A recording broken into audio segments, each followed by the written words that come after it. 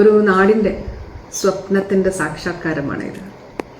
തുറവൂർ ആശുപത്രി NHന്റെ സൈഡിലുള്ള ആശുപത്രിയാണ്. ഇപ്പോഴും യൂട്യൂബിൽ 10 വർഷം മുൻപുള്ള വീഡിയോകൾ കിടപ്പുണ്ട്. അപ്രതീക്ഷിത സന്ദർശനം നടത്താൻ ഇത്തവണ രാഹുൽ ഗാന്ധി തിരഞ്ഞെടുത്തത് തുറവൂർ ഹെൽത്ത് സെന്റർ.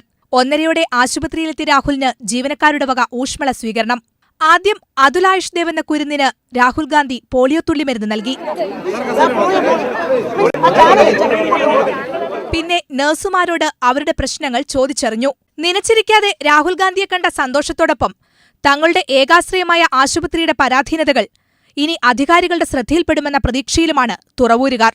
താലൂക്ക് ആശുപത്രിയായി ഉയർത്തിയിട്ടും വേണ്ടത്ര ജീവനക്കാരെ നിയമിക്കുകയോ അടിസ്ഥാന സൗകര്യങ്ങൾ ഏർപ്പെടുത്തുകയോ ചെയ്തിട്ടില്ല.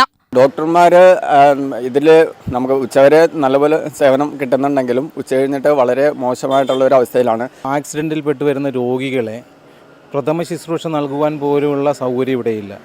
ഇവിടെ പ്രാഥമികാരോഗ്യ കേന്ദ്രമായിരുന്നു, അത് സാമൂഹ്യാരോഗ്യ കേന്ദ്രമാക്കി അത് താലൂക്ക് ആശുപത്രിയാക്കിയിട്ടും യാതൊരുവിധ വികസന പ്രവർത്തനങ്ങൾ ഇവിടെയില്ല.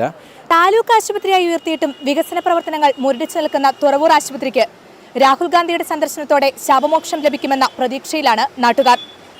10 വർഷം മുൻപ് തുറവൂർ ആശുപത്രിയുടെ സ്ഥിതി എന്തായിരുന്നു എന്നുള്ളത്. അടിസ്ഥാന സൗകര്യമില്ല, ആവശ്യത്തിന് സൗകര്യങ്ങളില്ല. ഒരു ആക്സിഡൻറ്റ് ഉണ്ടാകാതിരിക്കട്ടെ, ദേശീയപാത ആയതുകൊണ്ട് അങ്ങനെയൊക്കെ ഉണ്ടാകുമ്പോഴും ഒരു മിനിമം കെയർ കൊടുക്കാൻ കഴിയാത്ത നിലയിലുള്ള ഒരു ആശുപത്രി. അടിസ്ഥാന സൗകര്യങ്ങളുടെ അഭാവമാണ് ഏറ്റവും വലുതായിട്ട് വലച്ചിരുന്നത്. അവിടെ സംസ്ഥാന സർക്കാർ കിഫ്ബിയിലൂടെ 51 കോടിയിലധികം രൂപ അനുവദിച്ച് പുതിയ കെട്ടിടത്തിന് നമ്മൾ തറക്കല്ലിട്ടു. ഞാൻ ഈ 2023 തുറവൂർ ആശുപത്രി സന്ദർശിച്ചിരുന്നു. തുറവൂർ ആശുപത്രി സന്ദർശിച്ച് നേരിട്ട് അവിടെ എത്തി ആളുകളെ കാണുകയും, ഒരു OP സമയത്താണ് എത്തിയത്. അവിടെ എല്ലാവരെയും കാണുകയും, ബഹുമാനപ്പെട്ട MLAയും എൻ്റെ ഒപ്പം ഉണ്ടായിരുന്നു. അന്ന് ബഹുമാനീയനായിട്ടുള്ള MP ശ്രീ ആരിഫ് അദ്ദേഹവും ഉണ്ടായിരുന്നു.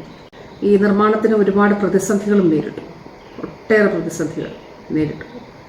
ആ പ്രതിസന്ധികളുടെ കുരുക്കുകൾ അഴിക്കുക എന്നുള്ളത് വളരെ വളരെ പ്രയാസകരമായിട്ടുള്ള ഒരു കാര്യമായിരുന്നു.